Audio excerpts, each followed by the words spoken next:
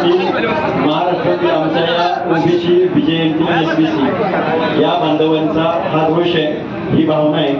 लक्ष्मण हाके हा मोठा माणूस निश्चित नाही, त्याची मला खात्री आहे.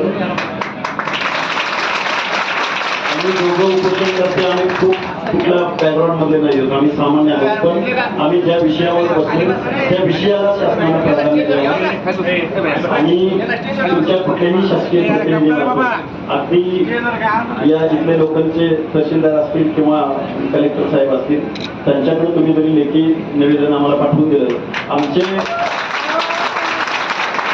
वरिष्ठ नेते, मी नेते मानतो ह्या लोकांना की ज्यांनी या बाबतीमध्ये ठाम भूमिका घेतली, भुजबळ साहेब असतील, फडणवीस साहेब असतील किंवा जानकर साहेब असतील, प्रशासन असतील, या सगळ्या लोकांनी एकत्रित बसावं. त्याचबरोबर आमचे इथले लोकलचे या गावातले बळीरामदादा खटके, त्यांचे सगळे बंधू, या सगळ्या माणसांना किंवा आमच्या जालना जिल्ह्यातले काही लोक, या सगळ्या लोक तिकडे येतील. पण आम्हाला ह्या प्रश्नांची उत्तरं मिळावी आणि ही उत्तरं नाही मिळाली तर हे आमचं उपोषण असंच चालू राहील. कारण संविधानाला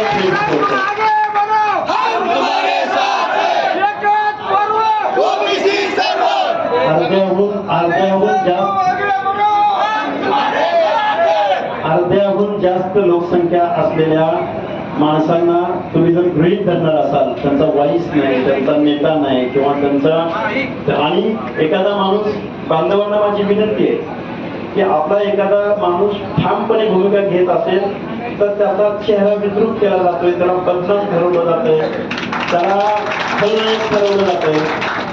माझी तुम्हालाही विनंती आहे, एकच वाक्य बोलेल लास्टचं, माझी तुम्हालाही विनंती आहे की आपल्या नेत्याची भूमिका समजून घ्या आणि आता हे तुमचं रिझर्वेशन वाचवण्यासाठी फुले शाहू आंबेडकर मानवतावादी, दयावादी, समतावादी सगळ्या लोकांना बरोबर घेऊन जाणार आहे. पुन्हा जन्माला आत्ताच्या ह्या पॉलिटिकलचं जे काही नॅरेट आहे पूर्ण देशामधलं, प्रोफेशनल लोक आहेत, निवडणुका जिंकण्याचं टेक्निक त्यांच्याकडे आहे, निवडणुका जिंकण्याचं व्याकरण या लोकांनी आत्मसात केलंय.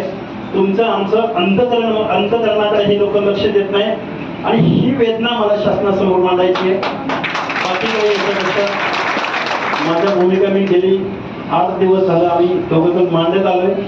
तरी मायबाप सरकारनं 12 करोड जनतेचं आपण प्रतिनिधी आहोत, सरकार आहोत आणि कायद्याच्या सभागृहामध्ये गेलेल्या माणसांचं मी खूप मोठा घास घेतोय लहान तोंडी.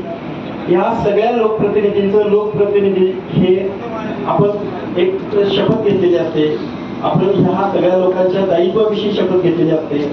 तुम्ही एवढ्या सगळ्या लोकसंख्येचा आवाज त्याच्याकडे एवढं कसं दुर्लक्ष करू शकताय? एवढंच मी बोलेल, खूप बोलतोय असं मला वाटतंय.